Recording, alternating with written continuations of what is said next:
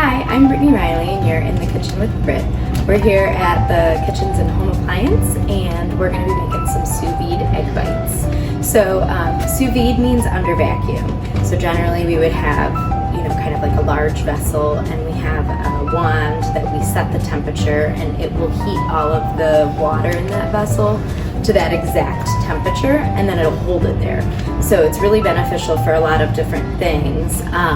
And for like the egg bites, we can get that really fluffy texture, that really creamy texture by keeping it at that low temperature for a longer period of time. You're not gonna get like a crust on the top or anything like that. It's really nice and creamy and delicate. What we're gonna try is using our steam oven as our vessel for sous vide, and it can kind of function in that same way because it is releasing steam that entire cook time. So we're going to use our Thermador steam oven and set that to 175 degrees with full steam. So we're going to do a couple little experiments. I'm actually going to use a muffin tin. I'm going to put a couple of them into like muffin tin liners, and then I greased a few. We'll do that too. I will cover this so that, like I said, we don't get that any kind of a crust on top, but also with the steam oven and it's circulating and everything, we want to keep the condensation off of it. So we're going to try that, and we're going to use our blender to whip up our filling, and basically that's really nice because again it lends to the fluffy like texture, because we're going to be actually pureeing whatever shredded cheeses and things like that that we're putting in.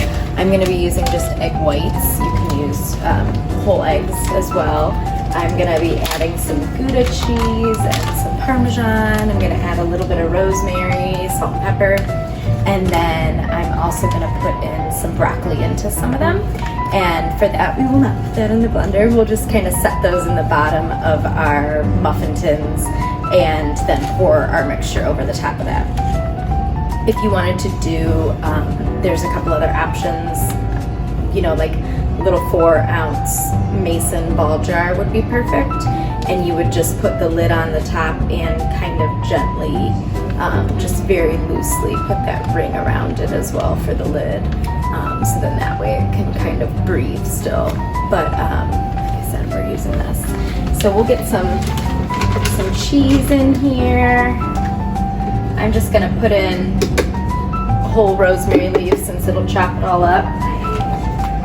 And decent amount of salt and pepper, especially since I'm doing just egg whites. You're losing some richness and flavor and stuff, so you want to season it, make sure it tastes good. And then we're just keeping it simple. You can, it's fun to experiment, especially like with your cheeses and stuff, depending on like the different types of textures that you want. If you want that kind of more fluffy texture, what I'm doing is good. If you really like that kind of decadent creaminess and stuff, you can add in, cottage cheese or ricotta or cream cheese, goat cheese, anything kind of softer like that that really would give it that nice creaminess as well. So we're gonna whip this up and then pour them in and try this out in the Thermador.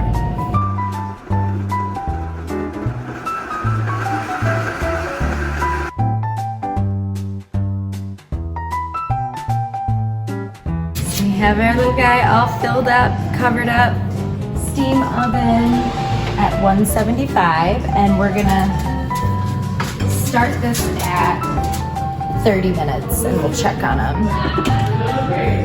Be back soon. All right, 30 minutes, let's open it up and see how they look. That one looks pretty. Obviously the pan's not super hot since it was only 175 degrees. Yeah, that looks really nice.